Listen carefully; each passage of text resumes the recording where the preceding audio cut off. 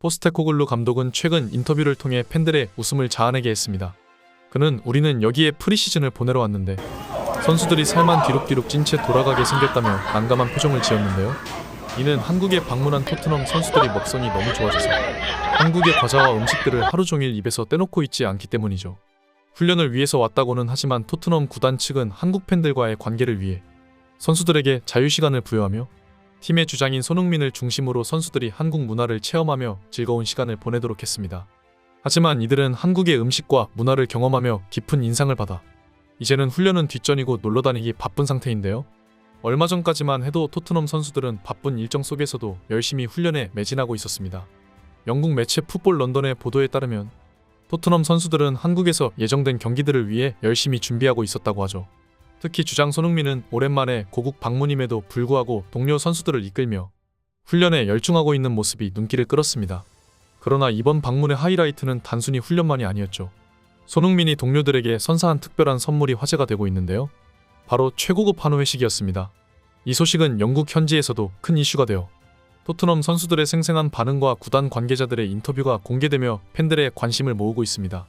한 구단 관계자는 BBC 스포츠와의 인터뷰에서 손흥민이 토트넘 선수들을 데리고 한우 식당에 방문한 것이 사실이라며 과거에도 손흥민은 자신이 알고 있는 최고급 한우 식당을 소개해 많은 선수들에게 큰 호응을 얻은 바 있었다고 전했습니다.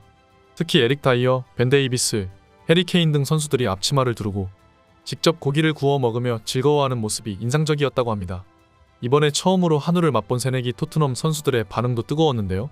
관계자는 선수들이 유튜브로만 봤던 코리안 바비큐 한우를 직접 맛보고 황홀한 기분을 만끽했다며 이런 곳을 소개해준 손흥민이 최고의 은인이라는 극찬까지 있었다고 전했습니다. 하지만 이 회식 자리에서 흥미로운 해프닝도 있었다고 합니다. 일부 선수들이 큰 목소리로 코치진을 향해 갑자기 불만을 제기하는 일이 있었다고 하는데요. 알고 보니 이는 한우 맛이 너무 좋아서 한국에 더 오래 남고 싶다는 농담이었다고 합니다. 이러한 토트넘 선수들의 한국 체험은 영국 현지에서도 큰 관심을 받고 있습니다.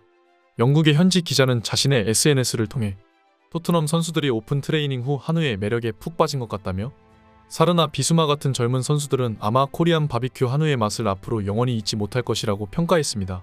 또한 이 평론가는 한국의 특별한 점들에 대해서도 언급했는데요. 한국은 워낙 빠른 인터넷 환경을 자랑하는 국가이고 어느 곳보다 선수들이 편안하게 휴식을 취하며 여가를 즐기기 좋은 곳인데다 특히 30분 안에 모든 음식이 문 앞으로 배달되는 서비스는 한국이 거의 세계 최고의 수준이라고 덧붙여 이러한 특성들이 훈련까지 소홀히 할 정도로 선수들을 매료시키고 있다고 분석했습니다. 특히나 토트넘의 브라질 출신 공격수 히샬리송도 한국 방문에 대한 깊은 인상을 전했습니다. 그는 브라질 언론과의 인터뷰에서 한국의 치안 상태에 대해 놀라움을 표현했는데요. 특히 늦은 밤 어린아이들이 혼자 다니는 모습을 보고 큰 충격을 받았다고 합니다.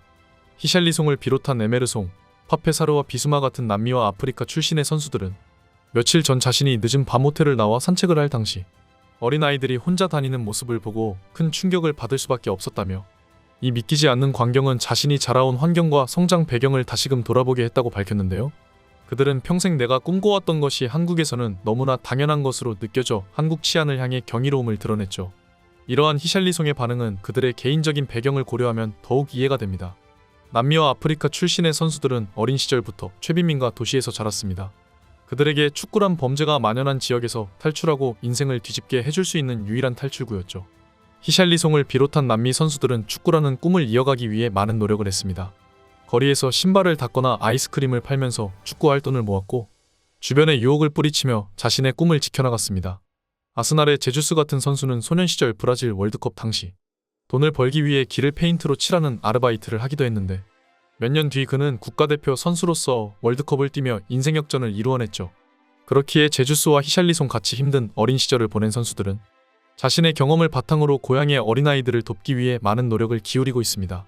자신의 고향에 스포츠 시설을 건립하고 브라질 전역의 학교에 장학금을 설립하는 등 어린아이들이 더 나은 환경에서 자랄 수 있도록 지원하고 있습니다.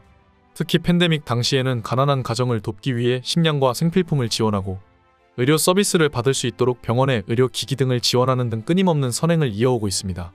이러한 배경을 가진 히샬리송에게 한국의 안전한 거리 환경은 충격적이면서도 감동적인 경험이었을 것입니다.